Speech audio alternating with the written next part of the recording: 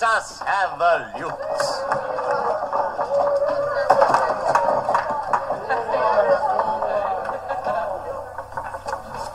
Ding, dingy, ding, ding, ding, ding, ding. We sing in praise of Rani Archives Ding, dingy, dingy, ding, ding, ding, ding. and hope it brightens up your lives. Ding, dingy, dingy, ding, ding, ding, ding.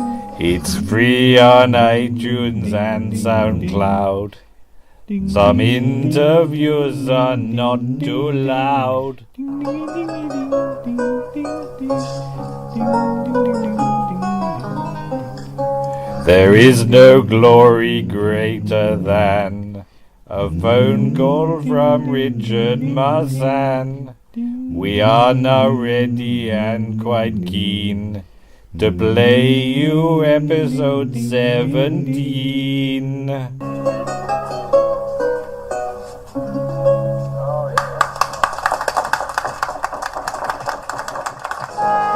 Bravo, our champion.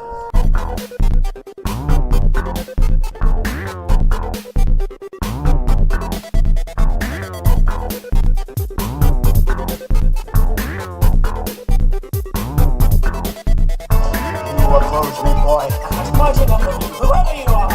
So don't try me too far. No.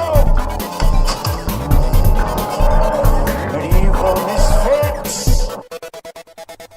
On BBC Two now, there's the first in a new series of the knockout fishing competition, Hooked. While here on One, Doctor Who rubs shoulders with Roundheads and Royalists as he's brought down to earth by the Awakening.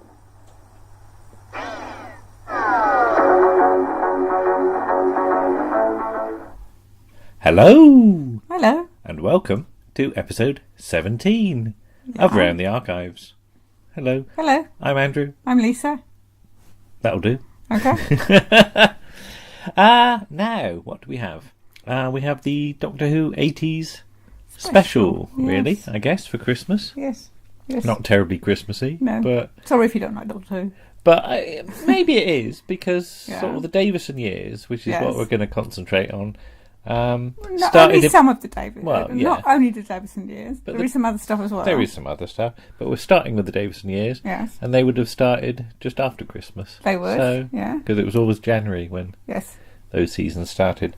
Yeah. A few odds and ends from last time. People may wonder why I shouted Marmite Hey, mate. I did. during my Ambassadors of Death trailer reconstruction. It's because they were having a punch-up, Yes.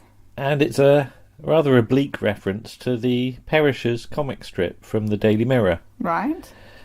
There were two characters, Fred Beetle and the Caterpillar, and they Right. used to have a punch-up.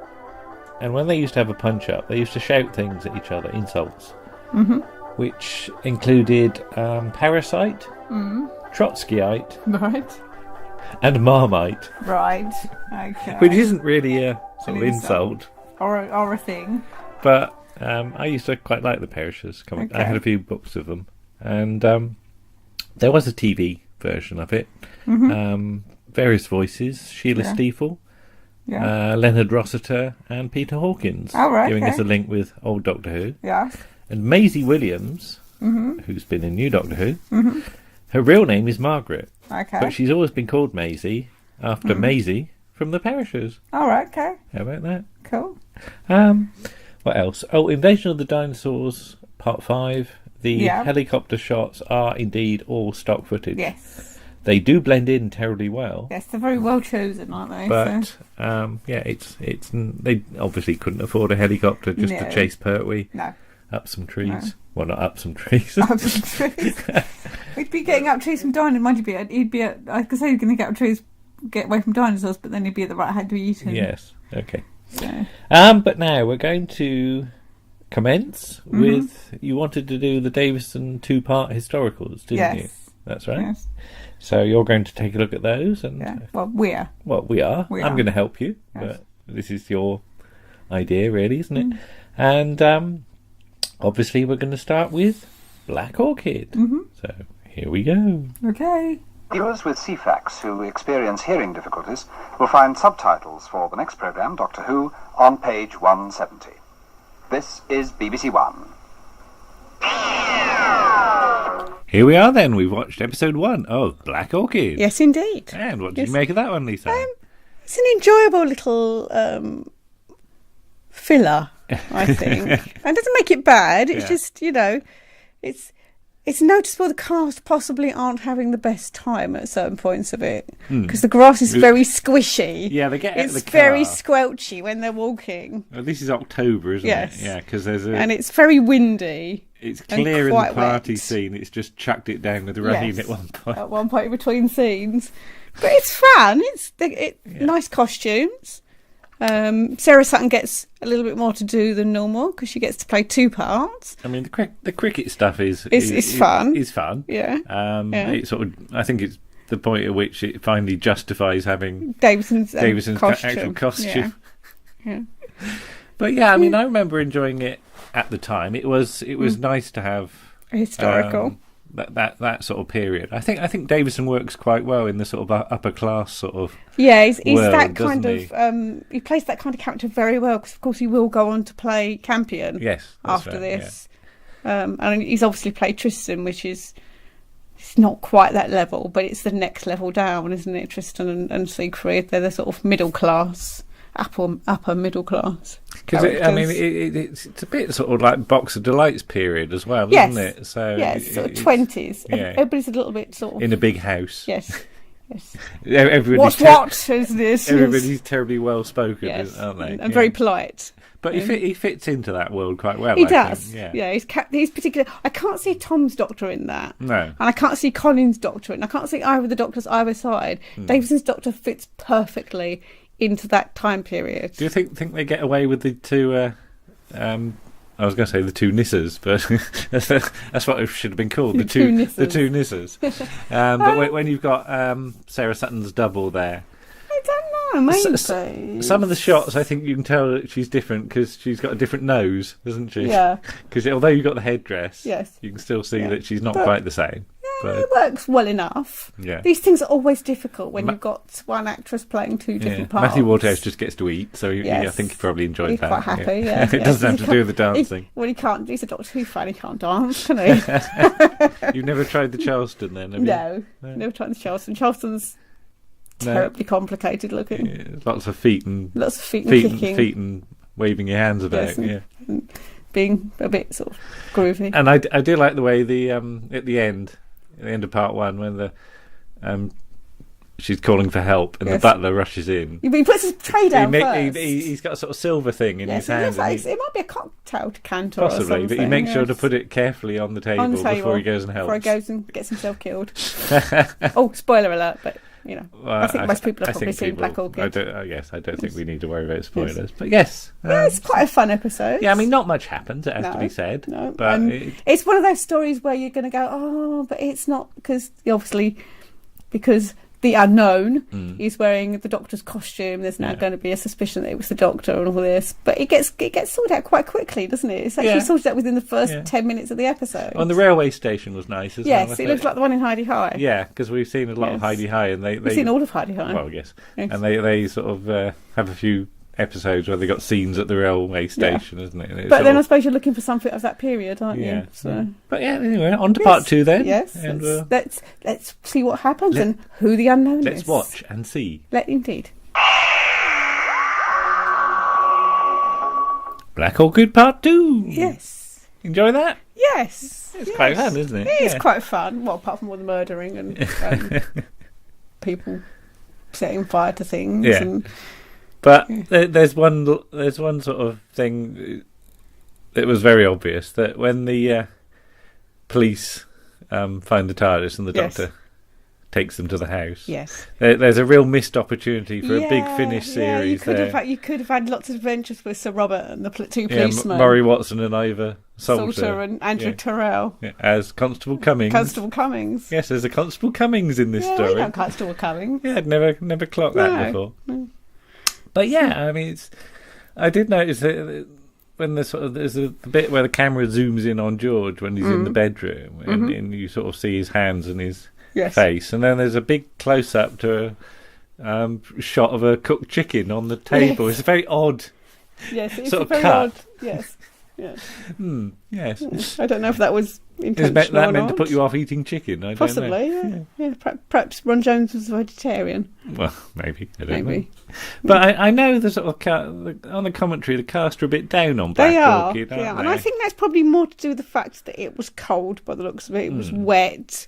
Although it wasn't fun to film by the It looks does of it. scrub up well on the film. Scrubs up well on the Yeah. on the DVD with Yeah, a bit of didn't sort look of too colour bad. correction and stuff. Yeah. It makes it look a lot more summery Yes. than it actually was. Yes. And we can tell it's not very summery by just how windy it Yeah. is. Yeah, You the know. bushes are going and people's hair's Yes. going all over Yeah, the and place. dresses isn't are it? blowing all over the place. And Yeah, but I think, Davison's first season has got a real range of different stories, isn't it? I mean, it's nice to have a pure historical after a semi-historical. semi-historical, Yeah. because obviously there's visitations Yeah. before this, and that's set in the 17th century, but then you've got the pterodactyls in Yeah. it, which brings the sort of sci-fi edge to it. But I certainly remember being quite excited by Davison's first season because it was a feeling of freshness and I didn't quite know where the series was headed. No, and that was quite exciting. You get a real range of stories Yeah. in that first season. Effectively, you've got sort of Chris Bidmead setting up, and then Anthony Root doing some work on it, and Eric Saywood coming in as well. It's like it's going in three different directions briefly. Yeah. You've got Kinder and you've got Earthshock and you've got this all in that one season, and that's a lot of different styles of story. There's no overall. I mean, season 20, I think, is much more. It's more linear. Yeah, it's more.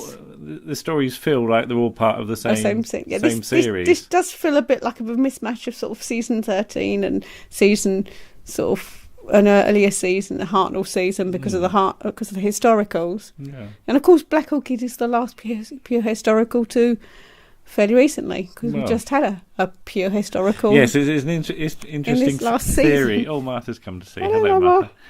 But yeah, we said to Warren, what's the last historical story after Black Orchid? Yeah. And he thought about it for a long time. Yes. And what's your answer to it? Thin Ice.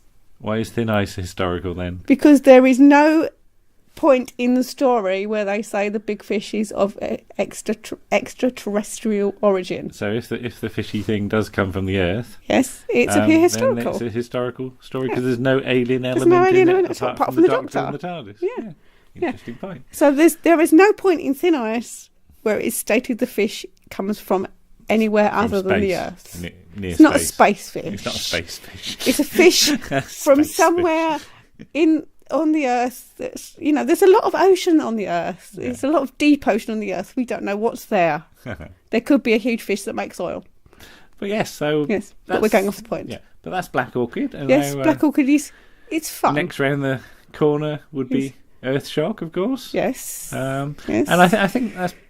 It's quite a nice, quiet story. It's almost in a way. It's it's just having a sort of quiet moment before the biggie. Well, it's the way they do finales now. In some ways, that usually you get the 2-part finale at the end of the series, but before that, you get a quieter episode to sort of give you a chance to have a deep breath before you go into the finale, like in The Forest of the Night. Yes. The Forest of the Night is a quiet, nice. Well, sort of nice story. Yeah. Before you go into the darkness of the finale of Peter Capaldi's first series. So interesting. And that's what this is, because Earthshock it's not quite the finale, but it's in some ways it should have been. It should have been, yeah. They perhaps should have not gone with Time Flight, Yeah. but hey ho. But there we go. Yeah. But Black Orchid's fun. Yeah, fun. Yeah. Nothing. Not aiming, too high. Not trying to be anything. Not trying to be worthy. It's just trying to entertain. Just a nice little fun story. Yeah. And I kind of like those kind of stories. Yeah, you need them every now and then. Yeah, and I like those sort of period stories as well. And of course, we should say it's something that BBC do very well. Oh yes, I mean it looks lovely. Yes. I mean I don't think they spent too much money on it, but you're able to get all those sets and costumes. They've and got things all the stuff in stock. Yeah. Yeah. So there we go then. Yeah. Right. Okay, we'll be back a bit later. Yes, and we shall be talking about the Kings of Demons.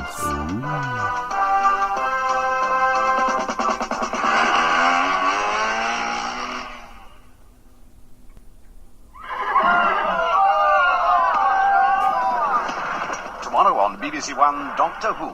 The TARDIS arrives in 13th century England, where the Doctor meets an old adversary and finds something strangely amiss. Is that the king? Without a doubt. Do our demons come to visit us? Bid them attend us. Demons? Very odd indeed. Makes a nice change for you not to take everything in your stride, I must say. Must you? Too right. Do you know, it's just sunk in. March the 4th, 1215. So? Something very wrong here. That's Doctor Who, tomorrow at 6:55. Part 1 of The King's Demons. Yes, indeed. Okay. Yes. So, what do we think? It's quite fun. Yeah? Gerald Flood is amazingly fruity, and it's He's giving it his all. He's fruitier than a fruitcake. He's fruitier than the fruitiest fruitcake. Yes, he's very good. Clearly having fun. He is having fun, yes. But yeah, there's some nice film work, I think. Yeah. I mean, it's clearly very cold again. It Yes. seems to be these two-parters seem to be... Filmed the wrong time of year. Yeah. But I always like a good castle. Yes. And that's quite fun. Mm-hmm. The cliffhanger, I'd be interested when you first saw it. Yeah. Had you realised it was the master? I don't know, because all the way through I'm going, it's just that you can see it's Anthony Ainley. Yeah. I don't know, I honestly there's can't remember. close-ups and things that just reveal it, aren't there? Yeah, I can't remember. Yeah, I mean, the song's fun. Yeah. As And you you proved. Yeah, and you said the king's fool is Yes. jigging about and being annoying. Getting in the way, and tapping people on the legs, and which a fool probably would have done. Yeah. So, you know. But Fitzwilliam Castle. Yes. What does the Fitz mean? The Fitz means that Sir Ranulph is... His family. Or his family is derived from an illegitimate son Of William. of a William. Yes. Could be William the Conqueror. Yeah. Could be one of the other Williams. Yeah, it's never pointed out, but it's a nice little detail. Yes. Um, I'm not even sure they knew that when they wrote it. I think Terence Dudley probably did. I don't know. But yeah, it's it is. I think the thing that you get to the end and you think, oh, it's the master. Yeah. And does that make you think the next part's not going to be quite as interesting? I don't know. Maybe. Because you've got all the interesting thing with who is King John. Yeah. If he's not actually King John, because Sir Geoffrey's left King John in London. It's an interesting setup, I think, the first episode. Because I do remember the preview. I think it was in DWM. And they kept on referring back to the Time Meddler, I think. All right. So... it's very much the case of this story is the one we've got to have the master in because of Anthony's contract. Yeah. But would it have been interesting if it had been the not meddling monk? the master and it had been the monk instead? A regenerated meddling monk. because if he was stranded, because he was stranded in Dalek Master Plan, wasn't it? Because of course he came back. I was thinking, of course, it could tie in, but I don't know though. There's I suppose you could have the. It's time travel. It could have been like a story in between Time Meddler and Dalek Master Plan. That'd be interesting. But and we should mention the Iron Maiden as well. Oh yes, yeah. Which is historically inaccurate in two ways. Yeah, go on then. In the fact that they didn't have Iron Maidens. Mm-hmm. It's a fallacy. It's something that was sort of made up in the Victorian age, in the 19th century. And it has a ruff. Yeah. It has a Tudor ruff round its neck. I'm trying to remember if it's one that pops up in the Black Adder, because there's some Iron Maidens in that at some point. I seem to remember, and it's around the same time. Yes, but yeah, it's a fun little one. It's a fun sort of little. It's not one I watch that often. Has to be said, but but it's a lot less. Tedious than the previous story with the master, which is Time Flight, which is the only story we have when we were doing our rewatch from the start of the classic era to the end of the classic era, that we had to stop for a day to give ourselves a break before we carried on. Yeah, I mean, it's interesting also to think that this was meant to be followed by a Dalek story as well, which of course never happened. No. for No, not until the next season, anyway. all the sort of strikey things that are Yes. happening around the end of season 20. But yeah, it's a fun little story, and I mean, it's a shame because it's not historical because of the Master and other things. But I think the period is quite nicely evoked, isn't it? It is. I mean, Well, again, the sets aren't bad. It's the BBC doing what the BBC does best, which is historical I was drama. going to say, you've never been to that castle, have you? Bodiam, no. No, neither have I. But there we go. Anyway, on to part 2 then. Yes. Anything else? No? No. Okay. Part 2's coming up then. Okay. See you. Bye. The King's Demons, Part 2. Yes. Interesting that it's one of the few stories with a possessive apostrophe. Yes. It might have been called The Demons of the King. I quite like that, The Demons of the King. Yeah. It's a more traditional thing. That sounds like a Hartnell episode title, doesn't But we it? didn't really say about Frank Windsor, did we? We didn't say about Frank Windsor, no. That was an oversight, because he's very good. Yes, he gets some... he gets some it's good nice to lines. see him, in something else, because of course rather. he's one of those people that just get sort of lumbered with Z cars. Red cars, yeah. Well, that's what made him sort of recognisable, isn't it? But, So, and of course later on he comes back. he does. But yeah. Yes, there's cream of Brown Windsor. Something like that. Oh, sorry, cream of Scotland Yard. Yeah. Get it right. But Ainley's doing some nice boggly-eyed acting, isn't he? Yeah, he's doing his full madness. Yes. And he really was that eccentric in real life. We met him several times, and he was unfailingly like that. Yeah, seeing Anthony Ainley doing like sort of magic and bad magic acts and things like that it was very funny. Yes. And he kissed your He hand. kissed my hand and sang to me. Yes, that was and bizarre. he gave us a Murray mint. Paul wouldn't take one because he was afraid they were poisoned. Yeah.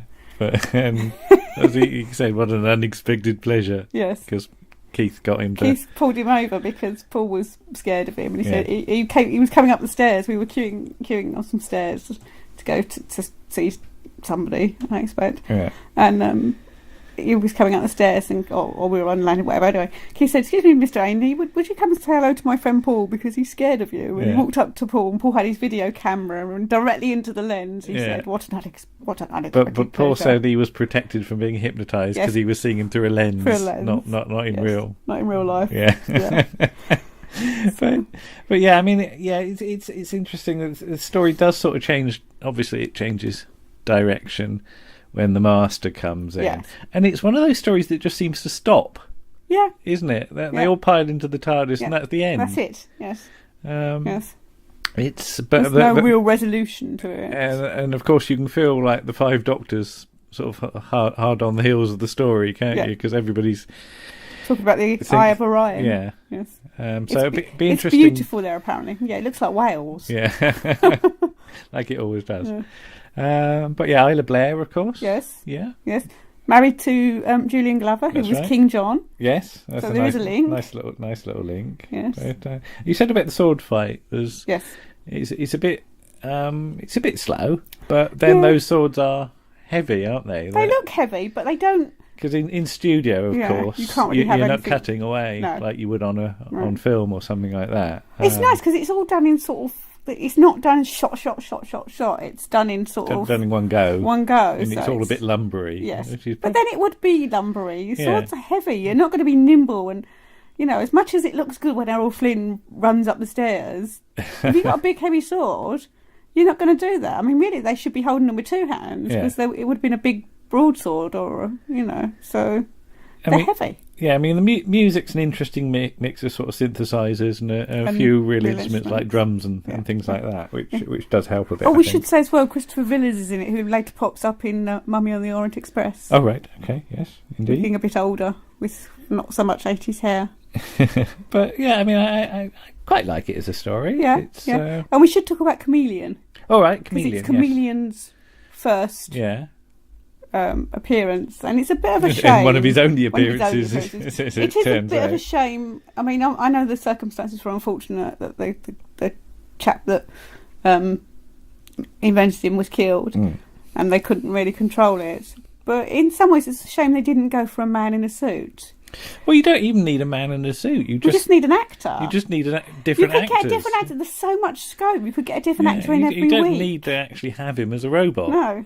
Apart from that, you need an establishing shot as a robot. Yeah, but even so, he doesn't need to sit there. No. emoting, does he? That's the whole point. He can change shape. So, but yeah, I mean, think of the possibilities. You could have had a sort of relatively famous guest star. Yeah, I mean, chameleon every week. That would have blown their budget, I guess. It is that thing that it's what we're talking 1983, and we're at the start of sort of the home computing revolution. Mm-hmm. And I remember that sort of excitement that computers could do anything. Yeah. But in 1983, they can't really do anything. Not that much, no. Because the ZX Spectrum came out in 1983, and that was exciting.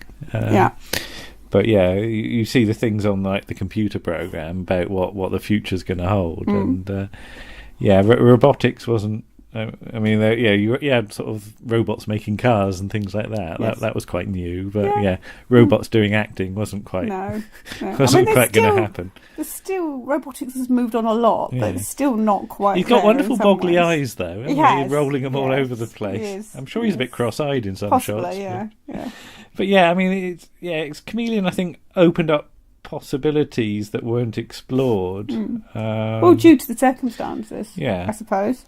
But with hindsight, more could have been done with him if you just sort of thought about it a bit, I think. But, excuse me, sorry. Yeah, but anyway, anything else on? No, on it's a fun two-parter. Yeah, it's a fun two-parter. Yes, and Michael J. Jackson blinks though after he's dead, doesn't he? Oh right, yeah. Which is it's hard. It's because they've got a sort of wide shot, and he's in the foreground. Yeah, the camera's quite up close to him. Yeah, but never mind. But he wouldn't be I enjoyed that. It's fun. It is fun. Nothing too spectacular. No, and Gerald Flood is always fun. I've never not enjoyed a performance by Gerald Flood in anything. Right. Okay, and then we'll move on to The Awakening, I guess. Yes. Okay. See you soon again. Okay. Bye-bye.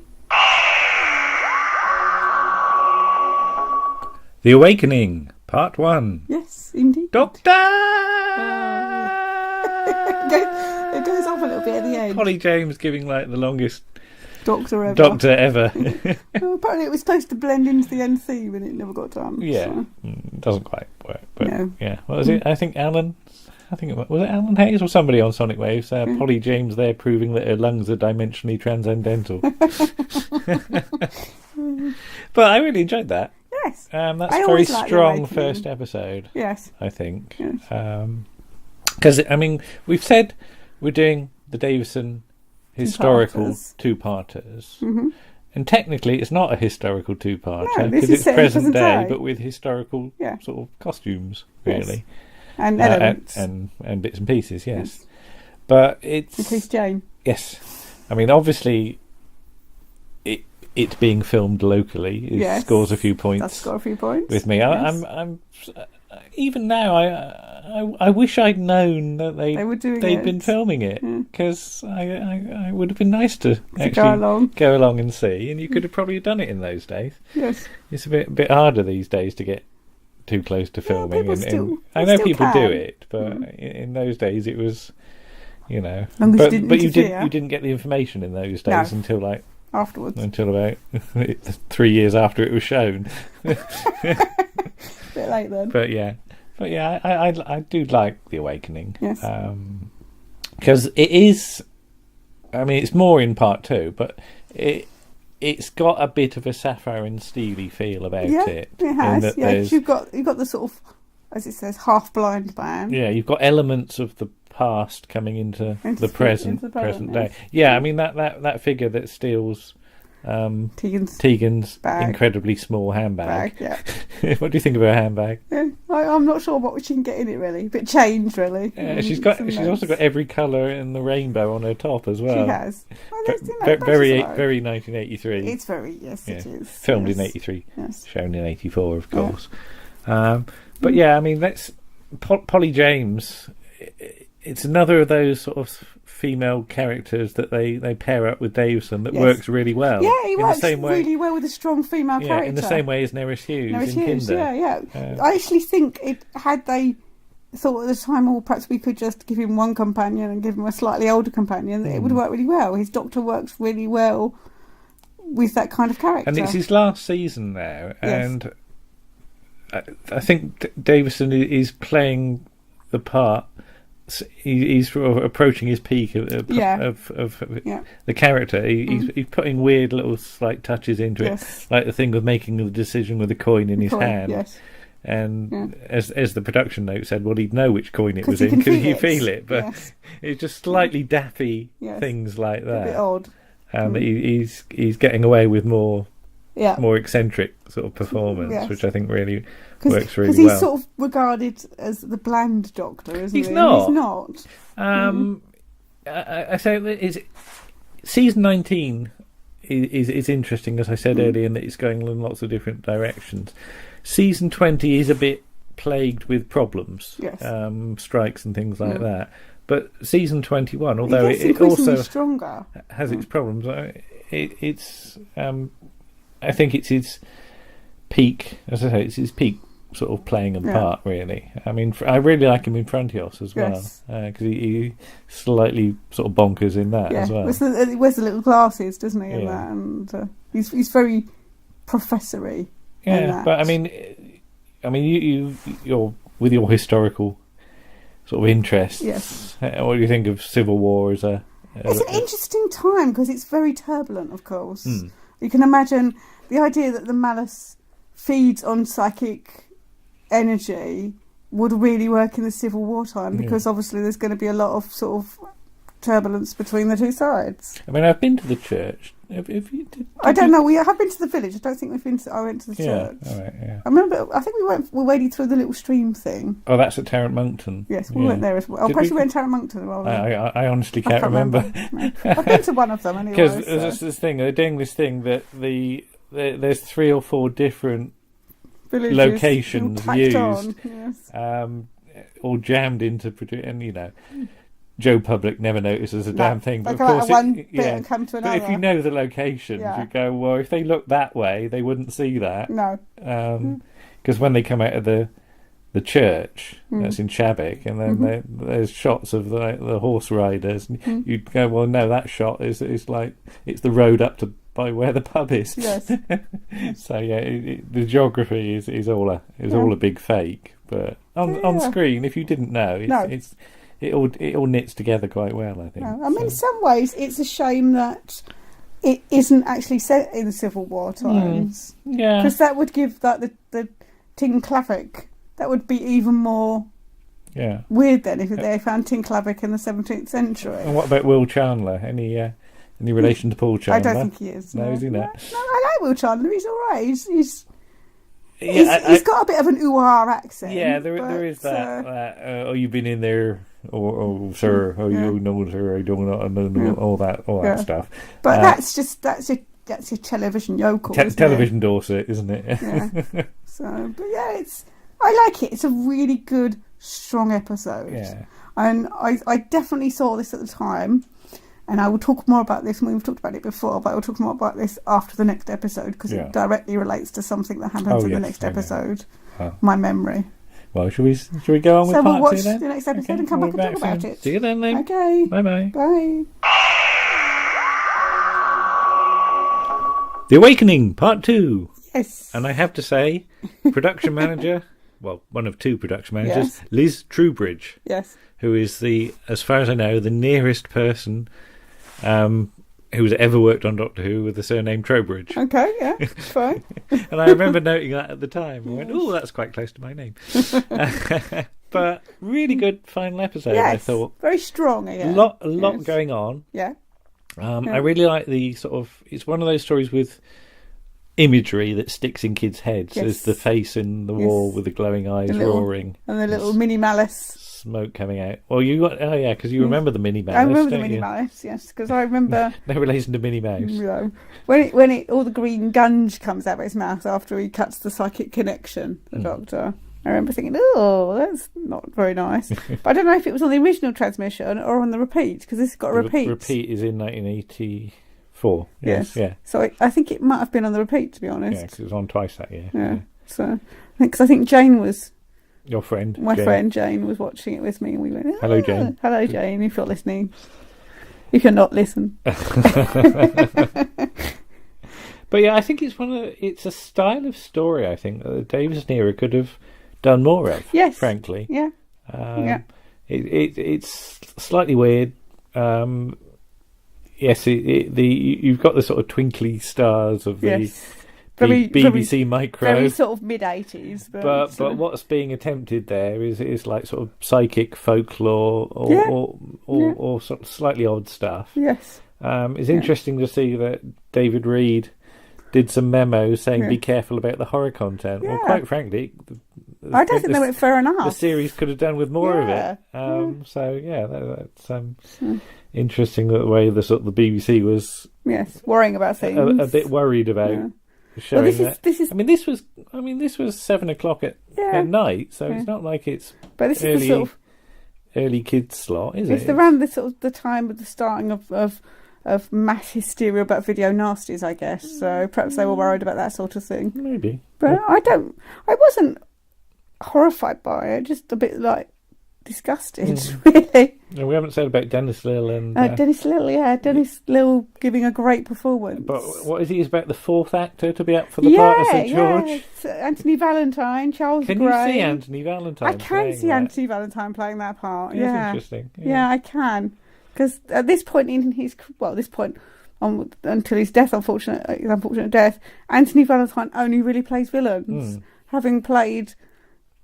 Actually, no, he's always really played villains. Raffles is the only character, really, that Anthony Valentine plays. He's not on the right side of the law. No, but he's not an out-and-out rotter, is he? He's not like, But I can see him playing this part, yes. But nice model shot at the end of the exploding church. Yeah, and Glyn Houston's in it. Yes. And he's always good. Of course. Like Glyn Houston. Mention of ale. There's not enough mentions of ale in Doctor mention Who. of beer in Doctor Who, no. So that's good.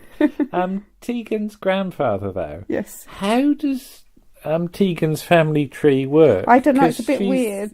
She's Australian. She's Australian. Our Aunt Vanessa's Australian. Yeah. Yeah. But, so her grandfather's got to be on her mother's side, we presume. Yeah. And then there's her cousin as well. Yeah, who's Australian. Yeah. So, but you don't know how many aunts and uncles she's got. No.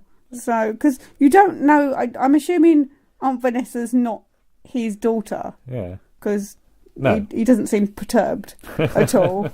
But I think it's quite nice that you learn about her family over time. Yes, it's all sort of. I mean, you learn more about her family than you ever do about any other companion's it's quite family. A modern thing, actually, to see in classic other family members. Yeah. I mean, the only other exception to that is Turler, whose brother we'll meet in a few stories' time. Yeah. But I mean, I've always liked this story. I mean, it's a shame. It's in some ways it's not really talked about more. No.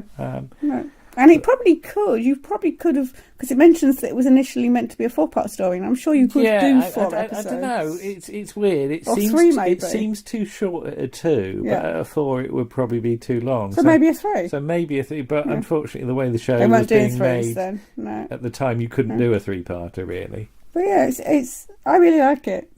It's always been one of my favourites. Yes. But yeah, it's, a good 2-parter to finish on. I think in this sort of. I think out of all of the Davison 2-parters, this one's my favourite. Yeah. Closely followed by The King's Demons, which is just fun. Yeah.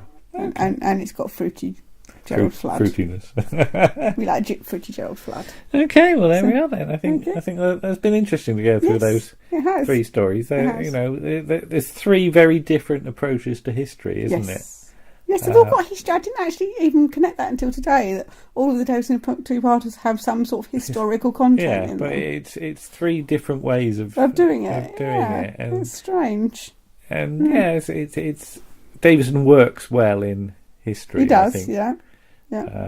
But yeah, there we go. Yes, we enjoyed it. Watch it. You'll enjoy it too. All good fun. Yes. See you then. Okay. Bye-bye. Bye. And thank you to us for those articles. You can't thank us. Well, nobody else is going to thank us, are they? I suppose not. A couple of slips of the tongue, though, there, weren't there? Yes. Yes. Julian Glover. Play King John. King Richard. Julian Glover. King Richard. Played King Richard. King Richard not the King Lionheart, John. not King John. I've got King John on the brain now for some reason. Brush him off. Also, up for Sir George in The Awakening, it was Charles Kay. Yes, not Grey. Charles Grey. I don't know why I said Charles Grey. I don't know. No.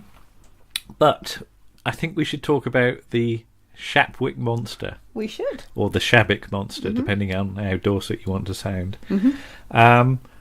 Well, The Awakening was filmed in Shabik. And Martin. And The Malice was the monster in Shabik. But there is actually an expression, a Shabik monster. It's about something that you encounter that's unknown or unfamiliar.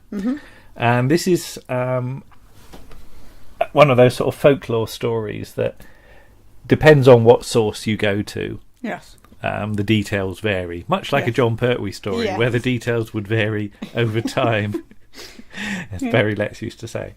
But there's a legend that a travelling fishmonger was travelling through Shabik and dropped. Now, it's either a lobster or a crab or possibly a tortoise. Why would he have a tortoise? I don't know why he'd have a tortoise. Unless it was his pet. But then he should have dropped it. That's very careless.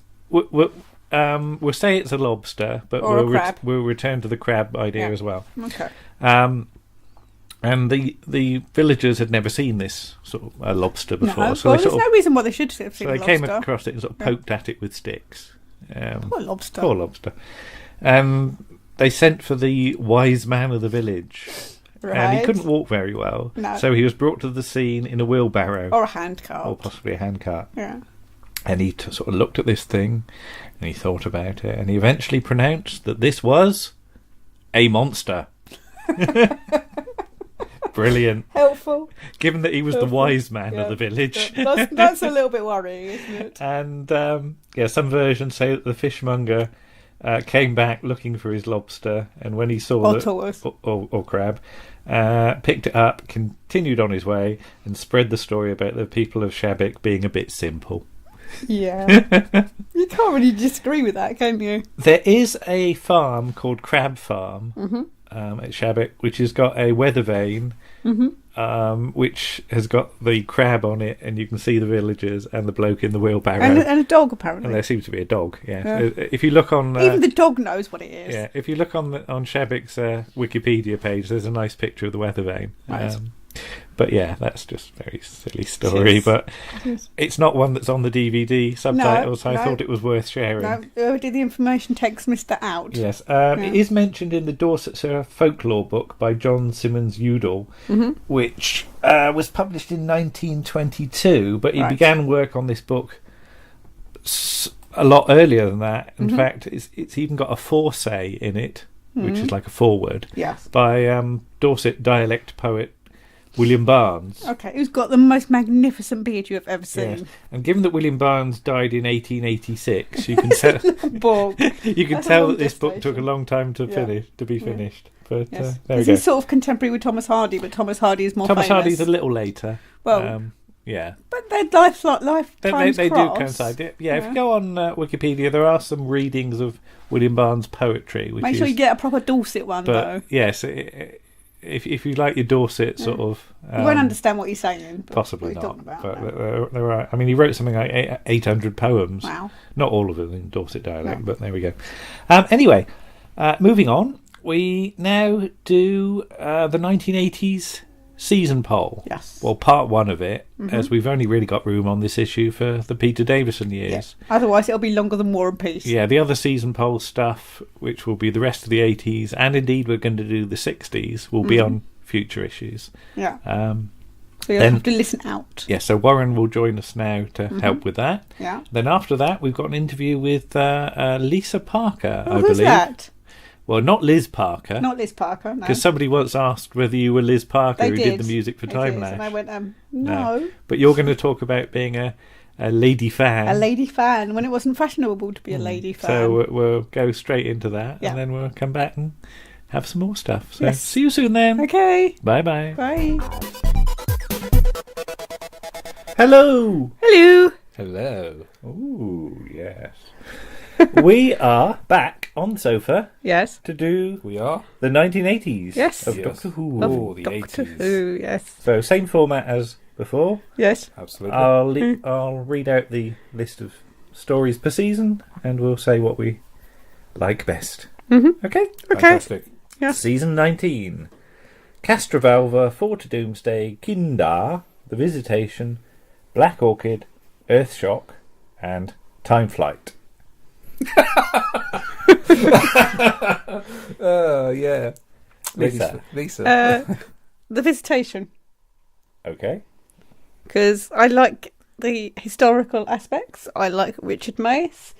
The pterodactyls are a very interesting monster. Mm-hmm. And I was about 8 or 9. Mm-hmm. About 9 when this went out. And I think we were just before or just after we did The Great Fire of London. And I had to really stop myself from telling them that the Doctor had started The Great Fire of London. So, yeah, that's why. Warren. I've got a joint first. Ooh. And I think you know what I'm going to go for here. I've got half an idea, but go on. Okay, you've got half the idea of... Okay, so you'll know I'm going to go for Earthshock. Right. And I also am going to go for Visitation. Oh, I really like Visitation, and mainly for the reasons Lisa said, for the historical aspect. And it's a fun story. Mm-hmm. There's lots of jeopardy, lots of peril, and we know that the Black Death's got to be stopped somehow as well, how it's created. And we know roughly around the time zone we are, so a reference to the Great Fire has got to be in there somewhere, hasn't it? But the lovely way that the storyline just connects together is quite good as well. It's quite fluid. But Earthshock, on the other hand, the only Cyberman story I'd ever seen before then was Revenge of the Cybermen, and they never quite convinced me, the Cybermen in that. And dang, blast it. Yes, Earthshock, wow. Mm-hmm. That was almost cinematic in its production, wasn't it? Yeah. It's Peter Grimwade. And I know that he's very precise, and I know it can get up the nose of some of the cast, but boy, did he pull that one out of the hat. And a cracking script by Eric Seward. And there's a few things that are a little amiss, like miscasting perhaps. We won't mention names. But yeah, that had a tremendous impact. Okay. Well, my vote is also for Earthshock. Again, it was astonishing to see the Cybermen return, and it was very, very exciting. I remember they did a little piece on Did You See, which mentioned the return of the Cybermen. But I do like all the sort of dinosaur stuff as well. Yes, it's incredibly well shot, considering how many setups they're doing in that studio session. It's amazing it was even finished again. It's one of these really, really ambitious stories. But we're still in the early 80s here, and you'd had the Master come back in the previous season. But to see the Cybermen just suddenly appear, because I had no idea. That's the thing. It was such a well-kept secret as well. That was the thing. The story title gives nothing away, and the whole thing about keeping it a secret. I mean, yes, you could argue that maybe the publicity of the proposed Radio Times cover, it might have been a good thing, but in terms of sitting there and just watching it happen, the impact's tenfold, isn't it? That's the thing. So, and I think it's one of those stories that's, I think, fell out of favour a bit for being a bit too straight down the line. There's nothing particularly odd or strange about it, and it's just a straightforward action adventure. And it's arguable except for the ending. But it's arguable that the show tries to rewrite this same story several times with various other adventures, but this is the first and by far the best versions. So we'll move on to season 20. Arc of Infinity, Snake Dance, Mordrin Undead, Terminus, Enlightenment, The King's Demons, and I'll throw in the Five Doctors, as it was 1983. Okay. Lisa, do you want to go first again? I'm probably going to have to say Enlightenment. Okay. Because I like all the period feel for that one. Mm-hmm. It's a really interesting idea. You like a feel, I do like it. And Marin is a really, really interesting character. Okay. So, yeah, it's got a nice sort of period feel to it, even though it's not period. Yeah. Okay. So. Oh, this is really boring. I'm sorry about this. Mm. Enlightenment. Okay. Hands down. Yep, we could throw in Snake Dance there. And if you wanted to do, for the sake of nostalgia, the Brigadier and Maldron Undead, but no, Enlightenment, absolutely. I think that it's taking that concept of where they're on the ship, and then suddenly realising you're in space, and taking that concept and said that there's absolutely no reason why we can't have the solar winds powering these wonderful creations. And it's got the black and white Guardian. Yeah. That's the White Guardian, by the way. Yeah, exactly what I was going to say. Everybody is convincing in that, and I like the way you were talking about Mariner's love affair with Tegan. Yeah, And it's almost. This is probably a little bit serious, but it's almost an assault on her, the way he goes into her mind without being asked. Yeah, and he's very childlike, isn't he? Yes, and he doesn't see what he's done wrong. You can't see it at all. There's no concept of how his alienness is not acceptable from a human prospect. But it's a wonderful little yarn, a lot of fun in it. Yeah. But there's a lot of serious sub-stories going on there as well, isn't there?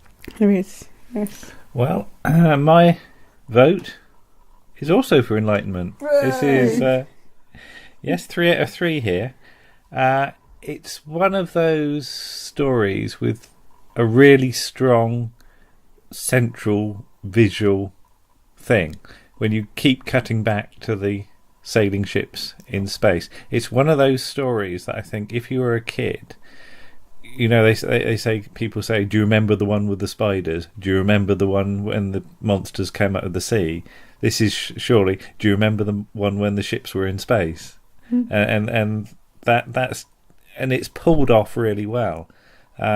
It's an ambitious idea, and had the model work, you know, not really worked, then it would have let down the story. But the fact they do pull it off. Yep. I like the fact that so much of it is studio stuff, but then you suddenly get the I think, is it the end of part 2 where they go up on deck, onto the deck and they're suddenly on film, and that set and the view you're getting of space is really well pulled off. It's a great idea. And there's a lot of Doctor Who regulars in that, isn't there? There's my head's just gone blank at that point. What in terms of actors? Yes, sorry. Oh, who's in this one, Lisa? You're good at actors. Tony Coulter's Tony in. Coulter. That's the one I was going for mainly. Yeah. I mean, he's appeared And then since Rescue. Sorry, not Rescue. Sorry. He's in Colony in Space. Colony in Space. He's also in. I'll come to you later. Okay. But yeah, and also you get the late Keith Barron, who is absolutely superb. Yes. And I have to say, and I love Peter Sallis, but I can't imagine him doing that part. Yeah. In that way. Because Keith Barron is a He's late replacement. Late replacement. It's the way he just. He's so cold. Yeah, it's sort of suddenly stillness. goes, welcome aboard. Yeah. And there's this flicker of humanity, and then he goes cold again, doesn't he? Yeah. Isn't Tony Coulter also in The Crusade? That's it, The Crusade, yes. That's the one. Yes. Okay. There we go then. 3 out of 3. But an honourable mention also for The Five Doctors. Okay. Which is for nostalgia and for seeing all of the Doctors, apart from, Rich Turndall being a stand-in for Harnell. It's, that's a real thing. It's all the Doctors, it's all the companions, it's, It's honourable runner-up. through its history, Yes. isn't it? It's not meant to be serious. No. But then again, is any Doctor Who story meant to be taken No, seriously? not really. No. Oh, The Five Doctors then, if you're mentioning it, was the first story I audio recorded. All right, okay. I sat there that night with the tape recorder jammed up against the TV speaker and hoped it would work. And it did. Yep. And I just played it back so many times. Yeah. I bought the book about 2 or 3 days beforehand. Oh, yes, you could get the book beforehand. Yeah, I read the book. Yeah. And, because the book's nothing That's like... interesting. How did what turned up on screen compare to what you'd read? Do you remember it feeling different? Or? Yes, I did. I was slightly disappointed with the screen version because I do like Terence's books are easy, aren't they? Yeah. But there are things in the book that were much better than, say, what appeared on screen. But you have to look at when we are. We're in the 80s. We're coming out of recession, aren't we? And building up. They've just had a cracking season, haven't we? Mm. And then all of a sudden you've got, oh crikey, we got to wrap this anniversary one out, and we got to get out what we can. But you've got the staple things, haven't you? You've got a Cold Quarry. Yeah. You got Nasty Monsters. You got Lovely Doctors coming back again. You've got a baddie who's actually this is interwoven now into the history of the Time Lords, isn't it? Because it's Barusa. Mm-hmm. And we have the game of Rassilon. This is the game of Rassilon. Why have you come here? That's my impressions. Right. Okay. It's an evening of impressions, isn't it? Yeah. Very Anyway. You'll go next, Lisa. Okay. Season 21. With the Warriors of the Deep, The Awakening, Frontios, Resurrection of the Daleks, Planet of Fire, The Caves of Androzani, The Twin Dilemma. I think we should remove a story from there and say we can't comment on that particular story. Okay, which story is that then? I think we should take caves out of the whole equation. Okay, why? Because it's always top of the polls. It's always top of the pile, and I don't think you can top it. So what would you go for a close second? Ooh.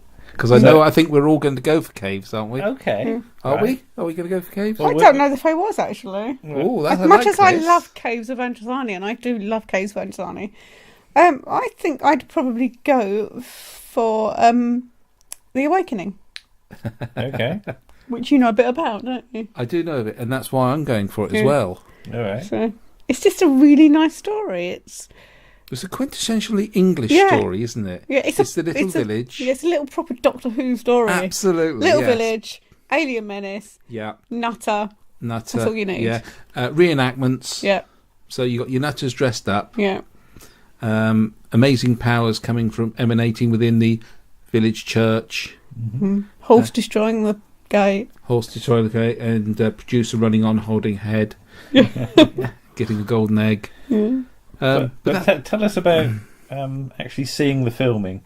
Yeah, the crew were staying in a place called Coombisset. The filming was taking place in a little village called Martin, and also taking place in the village called Shapwick.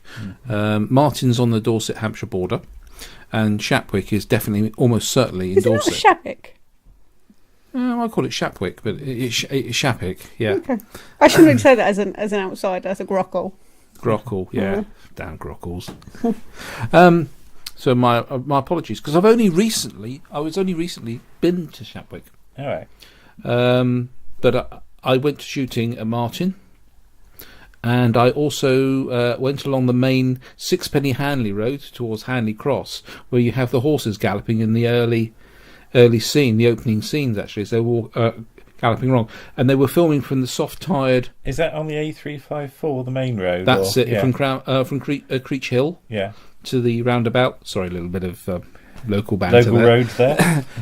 They were using the soft-tired 2CV. All right. And shooting out the back of that. And there is a publicity shot of them shooting that, and the car coming the other way is being driven by my mum, and I'm in it. Wow. And that's on the DVD, isn't it? On that the is photo actually gallery. That's on the photo gallery. And saw Peter Davison. Right. Saw him in Martin. He was running up and down the main road when it was closed. Right. We did sort of gloss over it, and I am going to say the Caves of Androzani for me, just because it's a fantastic end for Peter Davison's Doctor. Yeah. It is. I feel it is a shame that he didn't do another season, because I feel he really nails the character in season 21. But yeah, Graham Harper's direction is fabulous. It's absolutely fantastic. He's outstripping anybody else at that time. Absolutely. And again, he's somebody that's pushing the system to the absolute limit. And it probably felt like absolute mayhem if you were actually working on the show. It's this sort of whirling bundle of energy. Runs past him. But you needed it then, didn't you? The 10 o'clock's creeping up, someone standing by the big switch, switch it all off. I've got to get it all in the can. Yeah. But Androzani is my main one, but I removed it because I didn't want to go along with I'm glad you did talk about some other things as well. Yeah. So, I mean, Yes, Androzani always wins Bob Holmes polls as well, isn't it? But yeah, it's an absolute triumphant return for Bob to the show. Yeah. And didn't you think that the Doctor had regenerated halfway through the story? Because you knew it was a regeneration story, but you weren't sure when he was going to regenerate. Yeah, well, I'm trying to remember because there was a clip. There was the end of episode 3 where the spaceship is heading towards the. And he has a premonition, doesn't he? Yeah, but there was a clip on Blue Peter of a crashed spaceship from a Twin Dilemma, because there's a bit when Colin and Nicola are walking through the sort of remains of the crash ship of is it Hugo Lang. And because I'd seen this crashed spaceship, I thought the spaceship was going to crash in part 4 and the Doctor was going to regenerate into Colin then, and which would have been a really interesting idea. Yeah. And I can't see the reason why this hasn't been grasped upon. Yeah. Why can you not have a Doctor regenerate mid-story? Yeah, yeah. But interesting one anyway. Anyway. I'm sure there's a good reason. Hello. Hello. Lisa is on the sofa. I am on the sofa. That's not unusual. Nothing changes, does it? No, not really. But you wanted to talk about being a fan. Yes. And being a girl fan. Yes. And being a girl fan in the 80s. Yes, when there weren't many girl fans. And the 90s, I and guess. The 90s. Yes. And the 2000s. And 70s, probably. All right. Most of the 70s. So tell us about your fan career. My fan career? Well, is it a career? It is. Okay. Well, if only they paid us, it would be brilliant. That'd be brilliant. So what's your earliest memories of the show? My earliest memories of the show? Now, I should just state, because I always think it's a bit embarrassing that I don't really remember much of the Tom Baker era. But it was because we used to visit my grandparents every Saturday. Right. So I would have been at their house, yeah, and therefore probably not able to watch Doctor Who, not allowed to have television on. Why didn't they watch it? No. Oh. No. So what did you do? So I didn't really start seeing it properly until the early Davison era, when it went weekdays. Yeah. So my earliest memories, my clearest earliest memory of Doctor Who is Visitation.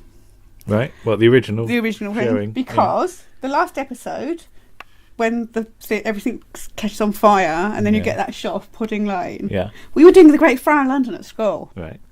So I don't know if it was the next day or whenever it was, but I had to really resist hard because although I'd seen it and I'm like, oh God, the Doctor started the Great Fire in London. I knew he really didn't start the Great Fire in London. But that's what I remember. How old would you have been at this point? I would have been about 8 or 9, depending on what part of the year was it shown. Visitation is 1982. 1982. I'll be 9 then. So you would have been 9. That's right. Yeah. So yeah. So I have this really strong memory of going to school and we're doing the Great Fire of London. I knew about the Great Fire of London because the Doctor started it. All right. Okay. Fighting the pterodactyls. But do you recall? Were you a fan at that point? I must have been, because my mum used to read me a chapter and a bit, or 2 chapters of Doctor Who every night. Yeah. Of like Terence Dick's Target books or whatever. And she would, I think we must have got them from the library, so I must have been a fan, and that must have been before I was 9, because I would have been sort of starting to get a bit sort of old for bedtime stories at that point. I would have been doing it myself. But what she used to do, there was a shelf above my bed, and she'd read me a chapter or 2, and you'd leave it on a cliffhanger, because a lot of Terence's chapters end on a little cliffhanger.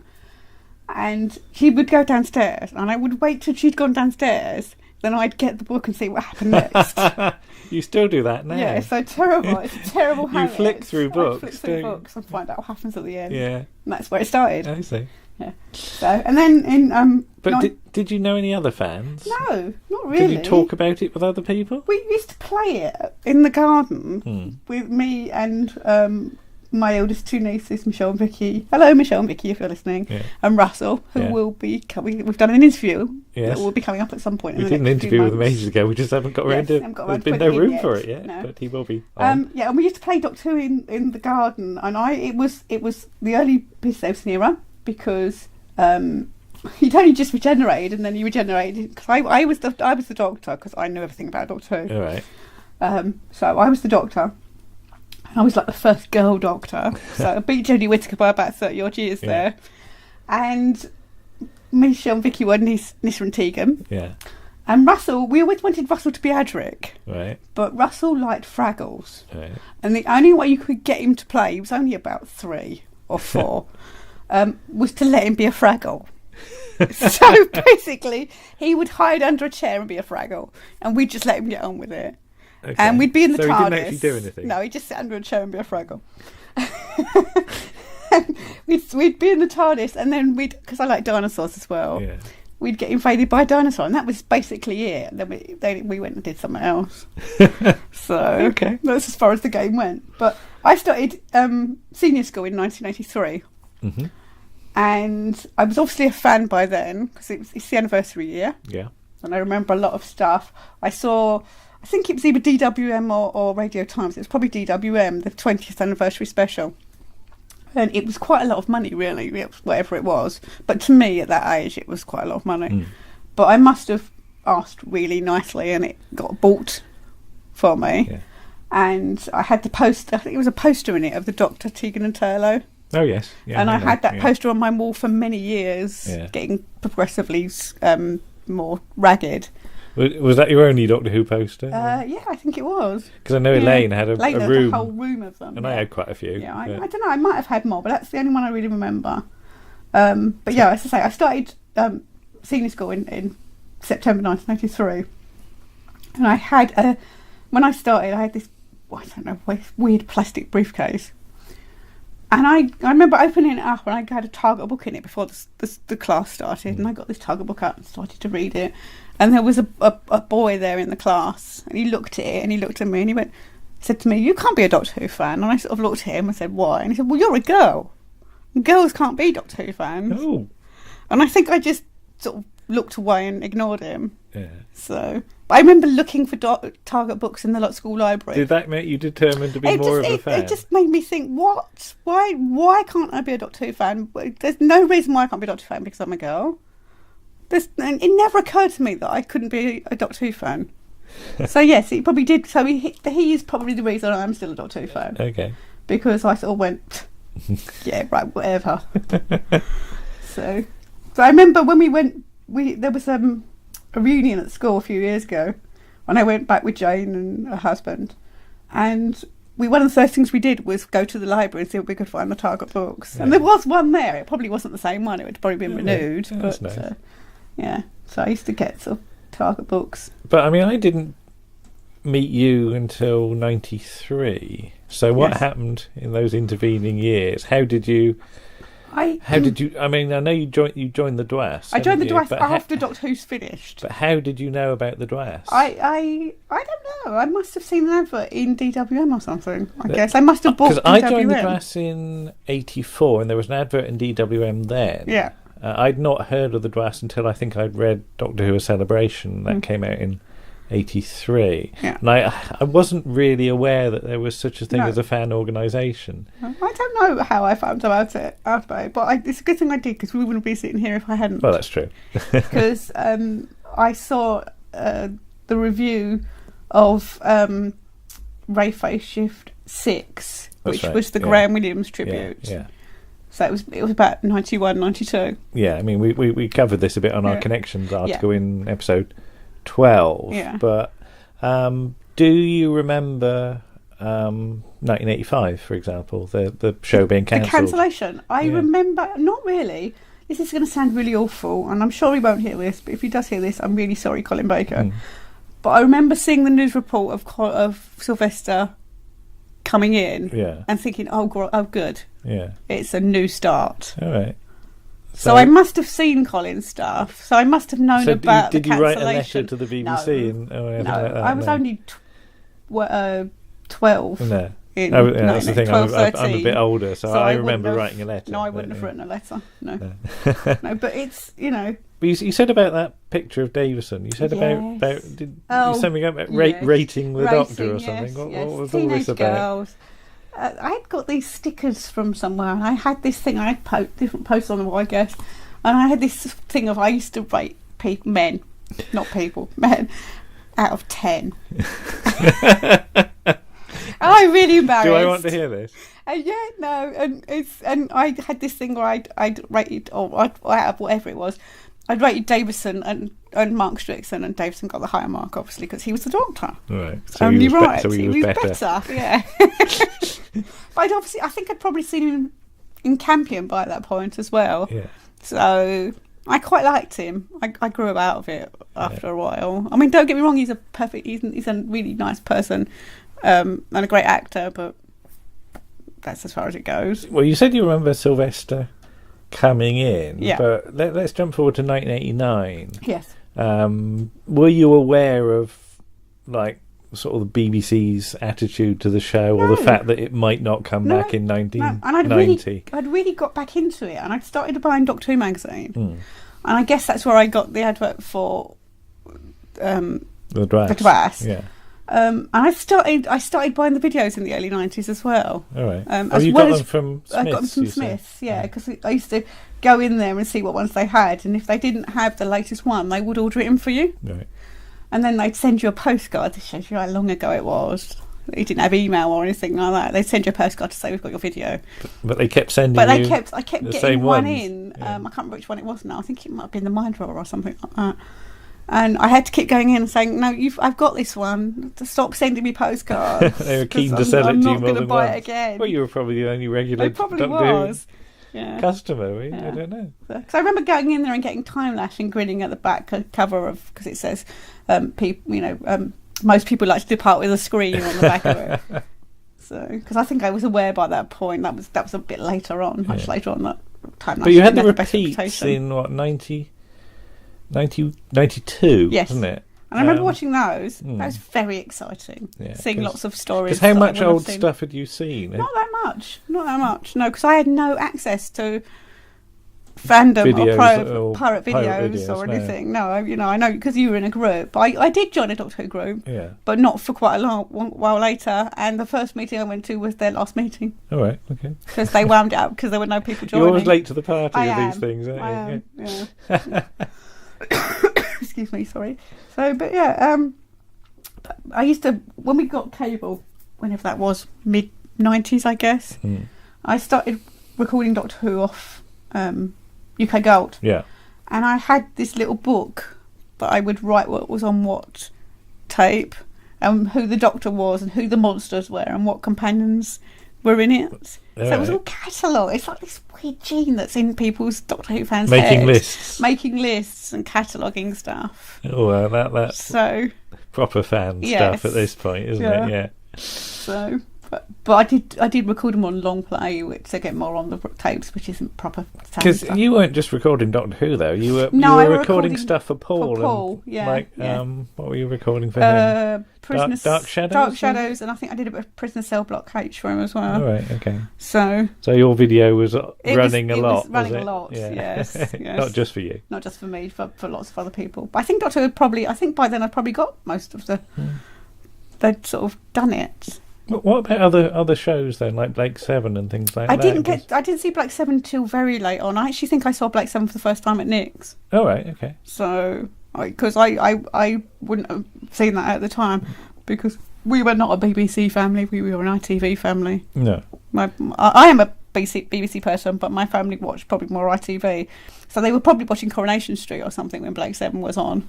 So I wouldn't have seen that. Because I remember actually, talking about Coronation Street, I missed the first 2 minutes of Delta and the Bannerman because I was downstairs watching Coronation Street when I suddenly remembered Doctor Who was on, and I had to run upstairs because I had a television in my bedroom and start watching it, and it had already started. So I think I might have missed most of Ken Dodd on the original transmission. Oh, that's a shame. So yeah, I only just remembered it was on once it started. I might have seen he'd get killed by Don Henderson. But yeah, it's weird thinking about where everything has led me, because I was always the slightly odd one in my family. The one that they always sort of thought I was the. It sounds really egotistical, because I knew stuff, because I remembered stuff. They were like, "Oh yeah, Lisa knows about stuff," but I just remember stuff. I learn stuff and I remember it. There's nothing magical about it. Yeah. I've just got quite a good memory for weird facts. But in the 90s, Doctor Who wasn't being made. No. Were there other BBC fantasy shows that you sort of were into? I watched Virtual Murder, Yeah. which we've seen a few episodes of recently. Mm-hmm. I watched Crime Traveller for my sins. Mm-hmm. And Bugs. Don't forget Bugs. I watched Bugs, but I wasn't so keen on Bugs because Bugs is a bit more actiony. And I didn't really like that. I liked the more sort of slightly odd, weird. That's why I really like Virtual Murder, because it's a bit odd. It's a bit Avengers-y. What was the show? Was it Strange? That we that's quite the late 90s, fairly isn't it? recent, really. I remember seeing that round your house. That was quite that's got Tom strange. Baker in it as a priest, and can't remember much about it, but I just remember watching it round your house. Ian Richardson was in it as well. Yeah, because it was actually a sort of fantasy show that the BBC were making. Yeah. It's weird. But that's quite a dark one. That was on sort of 9 o'clock on. Again, that only ran for a year. But it did, yeah. All these things don't last that long, do they? But what about comic marts and things like that? How did you get into those? Well, I got into those because I saw the article about Rayfay Shift 6 and I sent off for it. And after a while, Nick and I got... Very soon, actually, Nick and I started writing letters to each other, and we got sort of friendly that way. And then he mentioned he was going to be at a comic mart in London, so we arranged to meet. We met at the Royal Festival Hall. Yeah. My dad warned me to be careful as well, because you don't know who's going to meet strange people, don't know what they're like. But I had to. I'd already been to a signing by that point, because I must have gone to that on my own, actually, because we still got it somewhere. A baseball cap. I think it was Who Dares did these T-shirts and baseball caps with Sylvester on, and I had this baseball cap that's got Sylvester on, and he signed it. And I think Nicholas Courtney signed it as well, and he spelt my name wrong. Oh. He spelt it with 2 eyes. So Nicholas Courtney spelt it with 2 eyes. Because that's the way Sylvester McCoy spelled it. But I said, to make it easier for Nick to recognise me, that I would wear this cap. So I literally got to the Royal Festival Hall, put the cap on, met Nick, took it off. That was it? That was it. So. What about the MoMI as well, the Museum of the Moving Image? I went there with my... You went there a few times, Yeah, I went there with my mum, and I think we went one time, didn't we? Yeah. I went with my mum and Russell and Michelle, and again, sorry Russell if I'm going to embarrass you, but there was a bit in the Doctor Who exhibition. There was the cut-off Dalek where you'd go in and do the voice. Yeah. And Russell could do a passable Dalek voice anyway, so he did his Dalek voice into the Dalek. Yeah. So when it came out, it was really quite good. It was really Dalek-y. Yeah. And he came out and went, I was better than everybody else. I'm like, oh God, let's take him away. Didn't you say you went to a signing or two with Russell or something? I went to one signing with Russell. Was that Terence Dicks? Terence Dicks was there, yes. He got him to What was that for, sign. though? Just a general signing? Just a general signing, yeah. Right. But yeah, he got him to sign Dalek Invasion of Earth. Okay. So I suppose you wrote the book, so yeah. There's an association. I remember thinking, oh God, why did you pick that one? But it's because it had Daleks on it. All right. And you like Daleks. So, yeah. But yeah, I used to do lots of things. It never occurred to me that it would be a problem for not to go to signings. What was the first convention you went to there? Was that would be the I went 7 one or not? That was the first proper convention. I went to the exhibition. Nick and I think it was, went to the exhibition bit of Panopticon. 93. Oh, you could go in. You could go into that bit. Yes. Where you could pay like £5 or whatever. I knew it was like if you couldn't attend the full event. You got to that. Yeah. And we went to that and wandered around for ages and went out again. Yeah. So, but yeah, we went to the Who 7 ones. They were a bit odd. What was that about? Because that was the Blake 7. Doctor Who, yeah. What was that about? Something about voting for the. Oh, they wanted President of the Universe or something, and it was Servalan who was a man dressed up. Yeah. Or the Red Dalek. Yeah. Or something else. And then at the end of it, a load of Federation troopers burst in, and it was a bit odd. Okay. This weird crash of Blake 7 and Doctor Who that didn't quite work, despite there being a bit of crossover with guest artists and writers and producers and directors and stuff. It's the two fandoms are not really that compatible, because a lot of Blake 7 fans tend to be, at that point, were older women. It's interesting the way the sort of, you said you couldn't be a Doctor Who fan because you're a girl, but you Yes. could be a Blake Seven Yeah. fan. It's weird, It's weird. isn't it? Yeah, it was this thing about lusting after Paul Darrow, I think. All right, A lot well. of them lusted after Paul Darrow, which I'm sure he enjoys he wouldn't tremendously. mind, he doesn't mind that, does he? So, Yeah, that's interesting, though. Yeah. So. Anything else, or no, I think we've covered mostly everything. you've but actually written some notes of I this, have haven't written you? some notes of this, yes. Yes. But I would just say, you know, we shouldn't take for granted Doctor Who fandom now, because there were times when it really was. You would go to a signing, and if you were a girl on your own, you would really stand out. Yeah. And now that's not a problem. You know, it's all right to like Doctor Who if you're a girl. But, you know, there were signings I went to where I you know, 'cause I used to queue for like You said 2 about Michael hours. Praed, was Michael it? Praed's face visibly lit up when he saw me. Because you were a girl. Because I was a girl, and he had a long line of monosyllabic teenagers. Yeah. And he was like, oh, a girl, I could talk to a girl. You know. And I think Fraser was a bit like that. Oh God, a load of girl. You know, this was before Doctor Who came back and became exclusive to all. Yeah. And that's exclusive great. Or inclusive? Inclusive. Sorry, yeah, you're right. Not exclusive. Yeah, inclusive to all. Yeah, brilliant. And that includes female Doctor Who's. There Yay. was nothing wrong with that. Hey. All hail Jodie Whittaker. All right, well, thank you for that. That's interesting. Thank you very much. Okay. And we'll do something else. All right then. Bye-bye. Bye. Thank you to Mr. Warren for helping us with Yes, the 80s. thank you, Mr. Warren. Yes. As we said, we'll do some we'll come more back soon. to that. Yes. It means you'll have to come back next time. Oh, that's true. Thank you, Lisa, also for being interviewed. Oh, you're welcome. That's all right. Slip of the tongue by me on the We're the doing last really well, aren't we? link. Yes, I meant to say that there are some William Barnes readings on YouTube where you can. Not on Wikipedia. There is a poem on Wikipedia, But you have to read it. Yes. It don't make any sense if you read it. It doesn't make much sense if you hear it, to be honest. But we shall see. But yeah, have a listen if you fancy some of that. Now we have Mr. Paul Ebbs. Oh yes, welcome back, sir. Back for.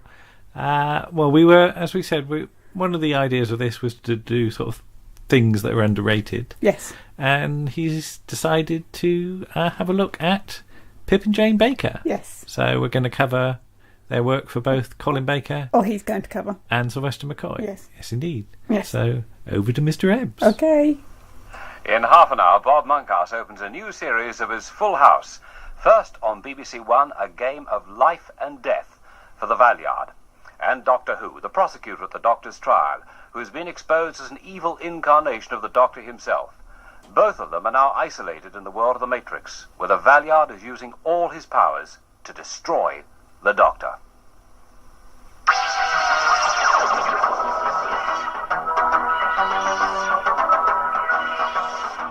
Hello, Ebbsy here again.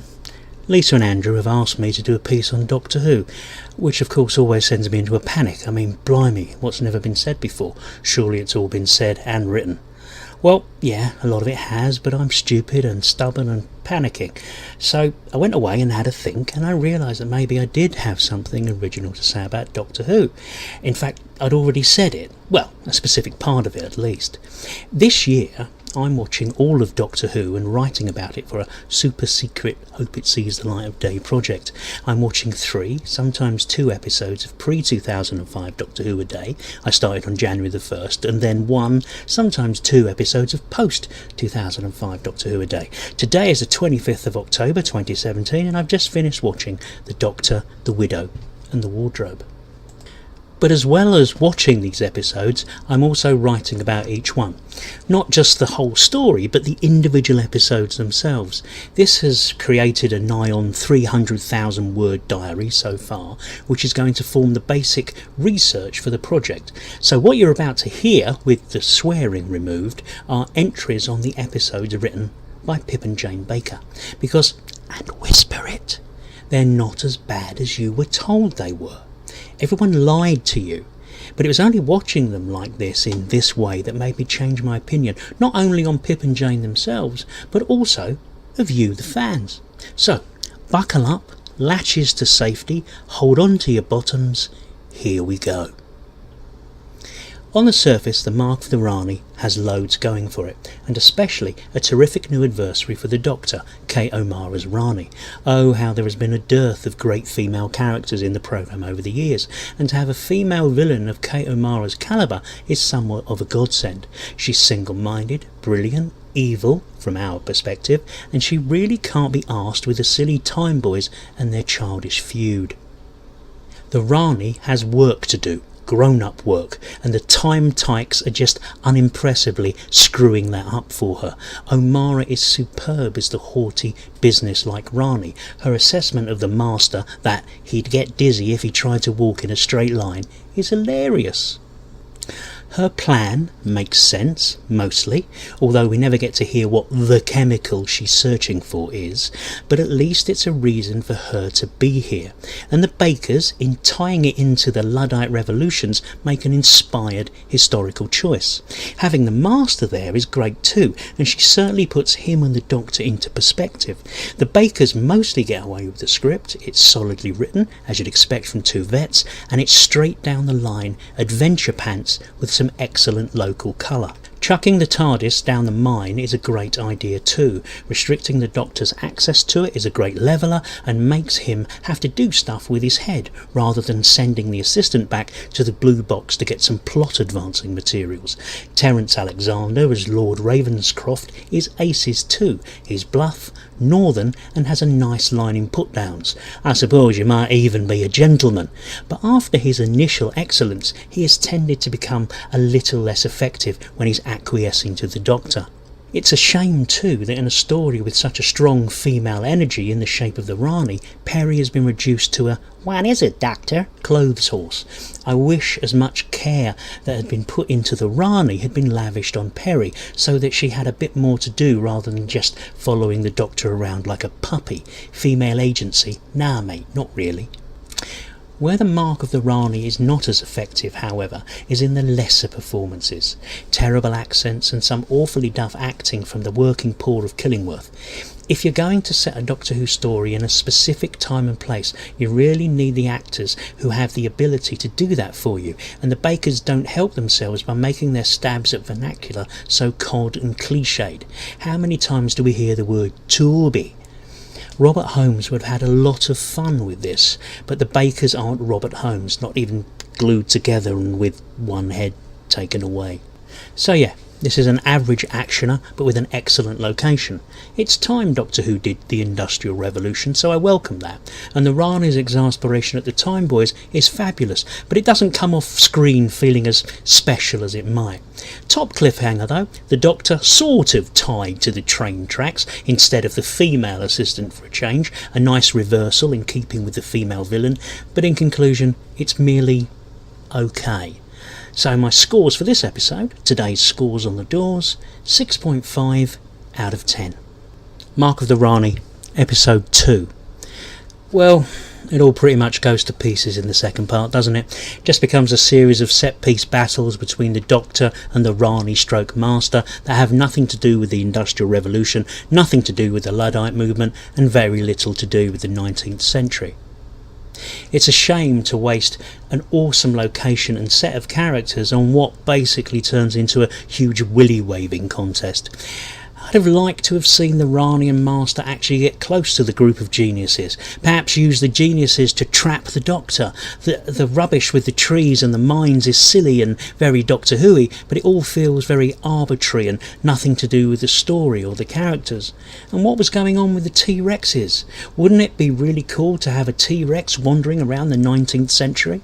I think what we got was a huge waste of the opportunities available. The Rani is still a fabulous creation and O'Mara is fantastic, but all the great setup in the first episode just drains away. Why wasn't there a base under siege, sleepless zombie attack on Stevenson's lab in which the rocket is used somehow to burst out and make an escape? In my head I can see loads of brilliant things that could have happened rather than a tree that could move a branch. So it's a definite game of two halves, where all the good stuff happens in the first half, and then the teams in the second half settle for a dull draw. Disappointing. Today's scores on the doors, 4 out of 10. Episode 9, The Trial of a Time Lord, Terror of the Vervoids. trope smash, murder on the Triffid Express. Doctor Who lands in Agatha Christie's back garden, overlit and over theatrical. And here's a thought, maybe that's part of Chris Clough's nod to the form, and Terror of the Vervoids inhabits stage Christie rather than TV/book Christie. Maybe it's supposed to feel like we're watching from red plush velvet covered seats in an old theatre, a country house murder mystery made from wooden sets and wooden actors. But do you know what? There's not a lot about that first episode you can complain about. It looks beautiful, other than the overlit sections. It's amusing and light and inconsequential, but it does what it has to do for the trope to effectively inveigle itself into Who space. It introduces a wide spectrum of characters, all a bit shady, all a bit overly intense. It gives us a nice hermetically sealed Art Deco country house in space and chucks in some Triffid analogues for good measure. Of course, where it falls down is Pip and Jane a bit. Gotta love them, but they are terrible at providing words for actors to turn into human sounds. There's nothing wrong with the plotting in this first episode, it's actually quite effective, but the dialogue, especially Mel's, is woeful. Bonnie Langford. Well, what can we say? She's not very good, is she? I know, like Colin Baker, she's enjoyed something of a reappraisal with her Big Finish work, but honestly, here, she's not really any better than the average Amdram actor. But again, maybe that's the note Clough is giving everyone, and it's not her fault that the character as written is so over-enthusiastic that you pray it's her they throw into the pulveriser next. Michael Craig is giving us his finest triangle acting, Honor Blackman's Lasky is terribly one note, and it's only the always excellent Malcolm Tierney who comes at the thing with any subtlety. I'm no fan of Christie-type murder mysteries, but this seems a nearly effective copy.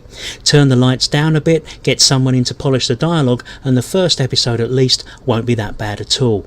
Yes, I am perfectly aware this is heresy. Today's scores on the doors: 6 out of 10. Episode 10, The Trial of a Time Lord, Terror of the Vervoids. So, then, tell me, what exactly is wrong with that episode? Because I'm sitting here on the sofa scratching my head. I thought it was excellent. Yes, like we do with bad special effects, willingly suspending our disbelief, let's just set Langford's performance to one side and look at what we have.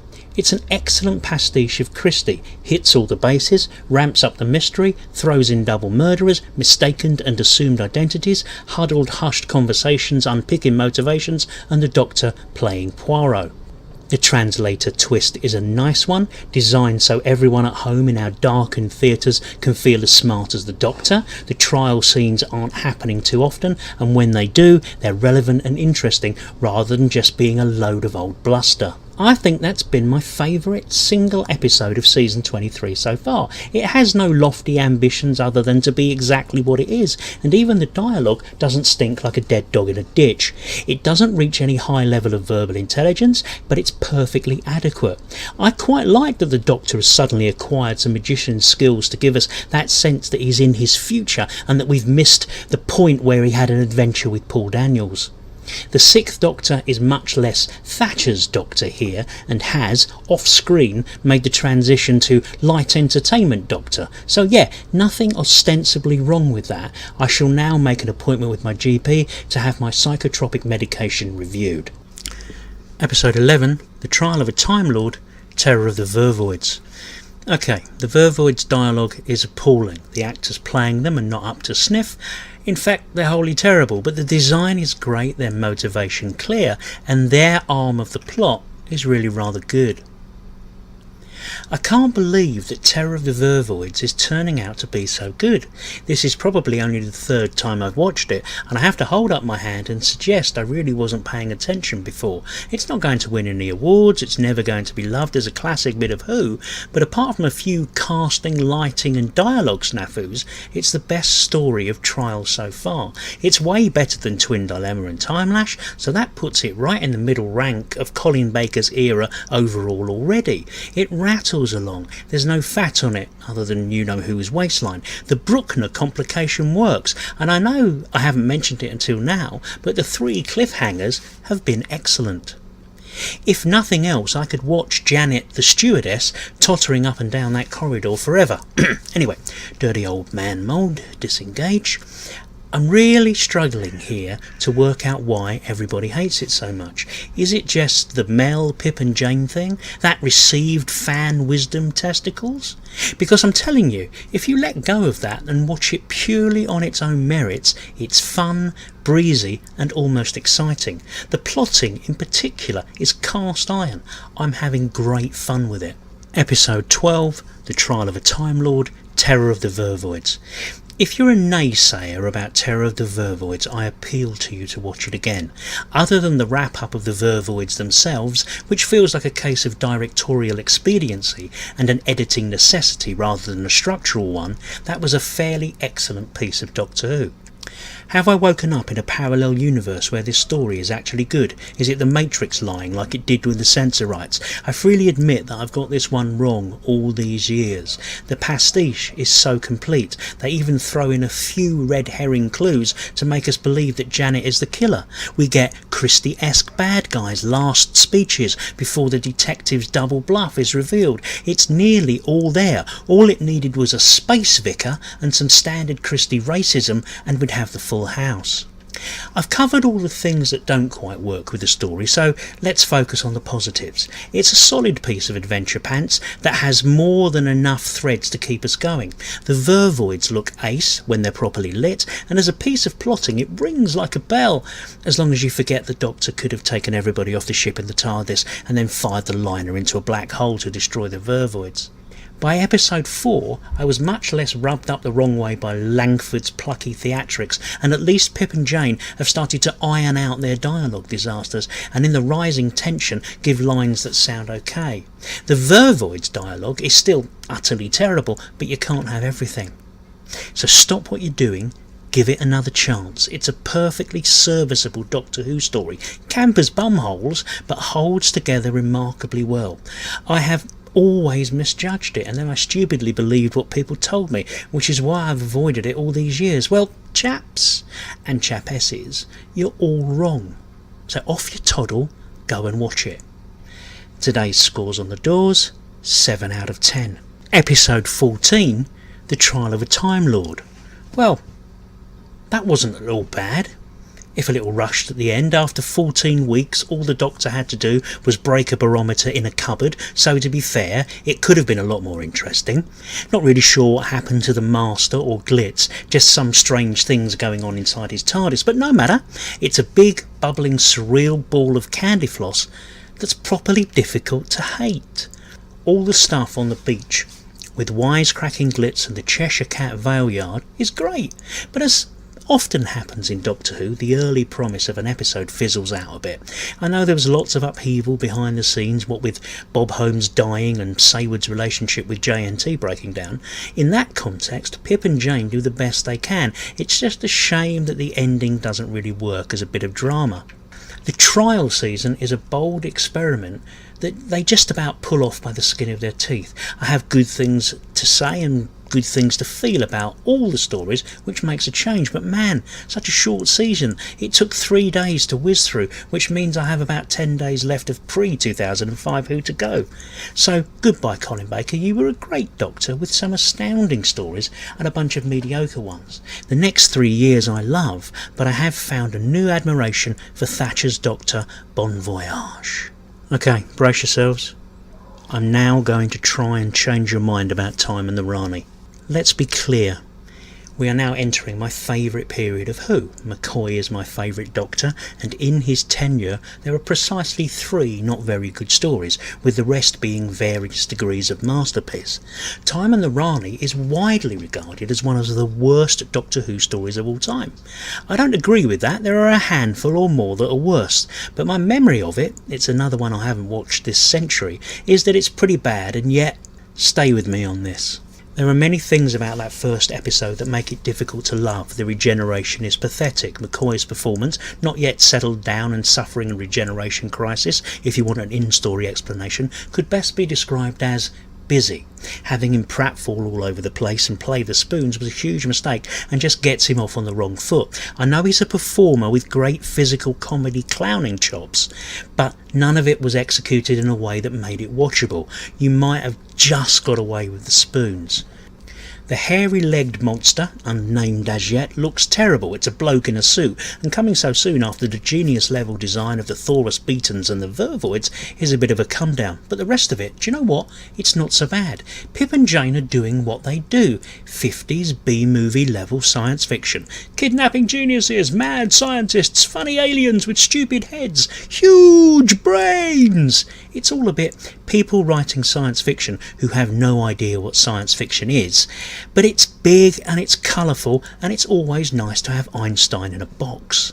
O'Mara is bloody excellent as the Rani again, and she's the key to unlocking the Doctor's performance. Not only has she filled him full of drugs, but she is as much as unimpressed by this new Doctor as we're supposed to be.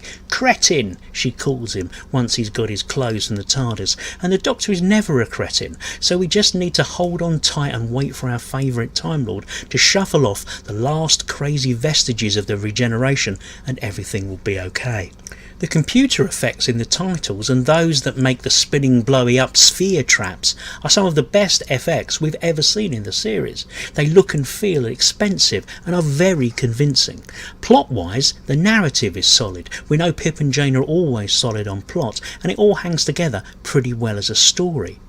It's just the culture shock of this new, deranged, clown-like Doctor emerging as a spoon-playing loon from a botched regeneration that makes the thing feel so awkward. But as a story, with no worse creature effects design than we've seen in dozens of stories before, it's average popcorn Saturday night fluff, and therefore I can't really summon up the passion to hate it, and neither should you. Episode 2, Time and the Rani. Again, I'm finding it really difficult to not like this. Perhaps the low rating for this story says more about us as Doctor Who fans than it does about the story. It's still a competent bit of plotting. O'Mara is still fantastic, and other than a bit of "Spoons, stop the bleeding spoons!" and a stupid monster, I guarantee your average catch this on a Saturday night casual viewer wouldn't really notice a lot of difference between this and the Caves of Androzani, or any other so-called classics. It looks and feels like silly Doctor Who. It sounds like Doctor Who, all bonkers technobabble and portentous melodrama. I'm not going to try and persuade you it's brilliant or anything, but that second episode is just as solid as the first. The Tet Traps mix-up between the Rani and Mel is great fun, and it's really well directed, as is a lot of Morgan's stuff. The business with the kidnapped scientists is perfectly on point for B-movie space pants. It rattles along nicely. There are no terrible capture-escape loops or becalmed bits of plot left creaking in the wind.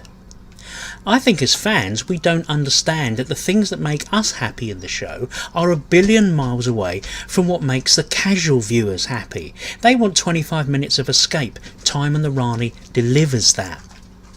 Doctor Who is an important cultural artefact, yes, but at ground zero, in the daily grind of making TV to distract and entertain, Time and the Rani ticks many of the necessary boxes. Sometimes I guess we have to let go of our idea that Doctor Who is something that always has to fit in with our notion of what makes it great. If Time and the Rani was incompetently written, it's not, or plotted, it's not, or the production design was worse than anything else, it's really not, or the director wasn't trying his best, he is, and the Doctor doesn't settle down, he has, then I'd be quite happy to say Time and the Rani is the worst story of all time, but it clearly isn't, not even close.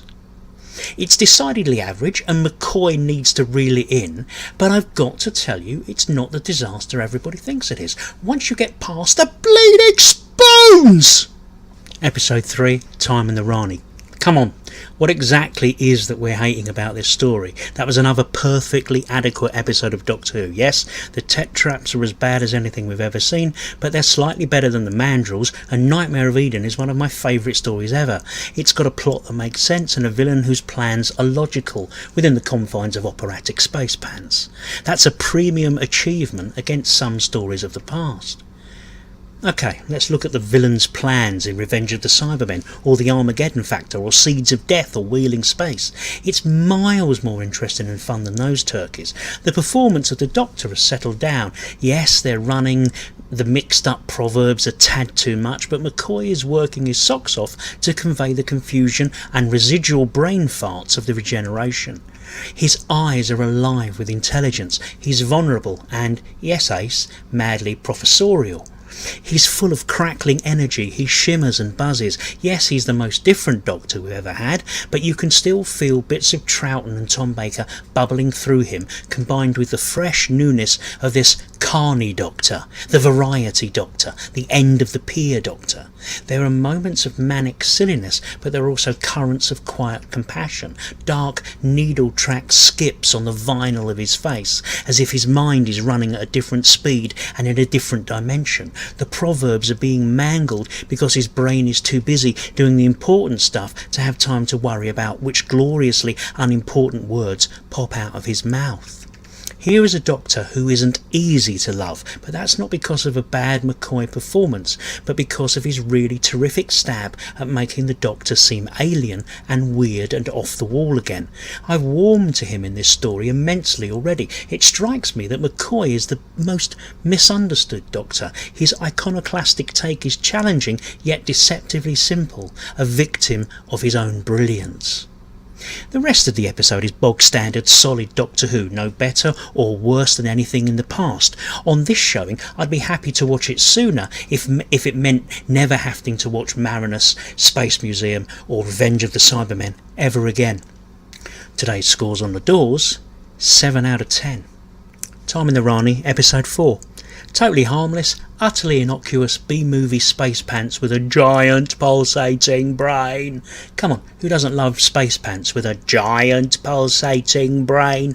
Not me, that's for sure. Okay, I wouldn't want Doctor Who to be bald, unlayered, thematically simple, unadulterated space pants every week, but surely there's got to be room for it occasionally. That said, however, it does kind of play with the idea and consequences of collaborating with the enemy. Bayes articulates his dismay at being caught in the situation, and when the Doctor is joined to the great pulsating space brain, he makes it schizophrenic as an act of rebellion.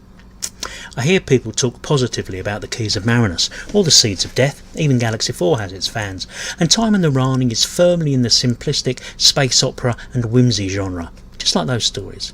It's well directed, it's got great special effects, it's got a plot, yes it has, shut up at the back, it's got a superb bad girl, and it spends 4 weeks telling us that Thatcher's Doctor has left the building and there's a brand new, very alien guy in town. McCoy starts on 11, post-regen crisis, and off his cake on the Rani's drugs, and by the end he's dialed it back down to 7. Pip and Jane deliver solid, pacey, big stupid blockbuster adventure. Nothing more, nothing less. No pathos or intrigue, subplots or deeply emotional stuff. It's by the numbers, yeah, but, and I keep coming back to this, it's solid. There are many stories that are much worse. Time Lash, Twin Dilemma, King's Demons and Arc of Infinity, to name the most recent 4. Time in the Rani certainly gives the lie to the idea that most Doctor Who fans know what they're talking about, because they clearly don't. Hating Time in the Rani is wholly illustrative of why most Doctor Who fans are whining out of their collective backsides without a single coherent idea to back it up. It's well designed, tightly directed, plotted and mostly well performed. Mel still grates a bit. McCoy's Doctor goes on a journey from regeneration manic, drugged out mania through to much closer to the Cartmel Doctor who turns up next week in J.G. Ballard world. No fan owns up to accepting that, because no fan wants to admit they're wrong. But, and here's the big but, so much of the fan hate around Time in the Rani was about the campaign against JNT, very much like the one conducted around the Moth recently. It was about the fanerati hating the casting of McCoy even before they got to see him. It's about this idea that Pip and Jane are rubbish, and they just aren't. They're not brilliant, but they're not terrible. They're just painfully average.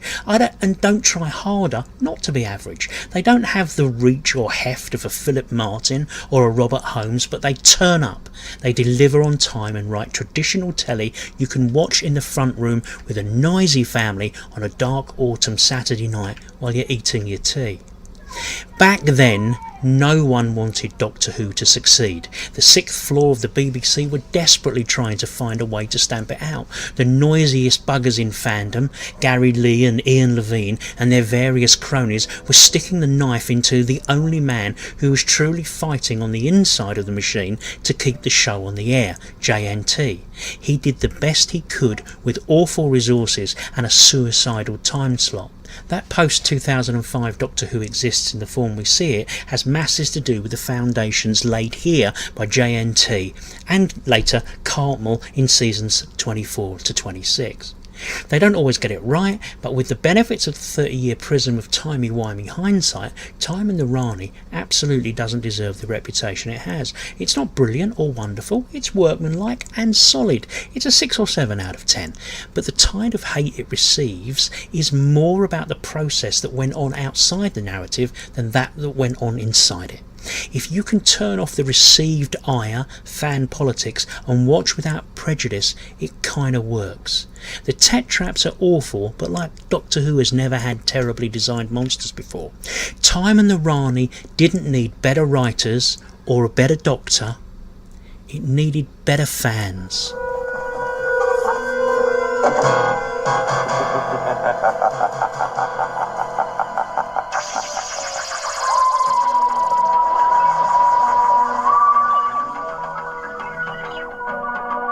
Thank you to Mr. Ebbs. Thank you. Yes, thank you, Paul. That was another lovely article. It's nice when people come back. It is. Yes. And you might be coming back again. Oh, I hope so. Yes.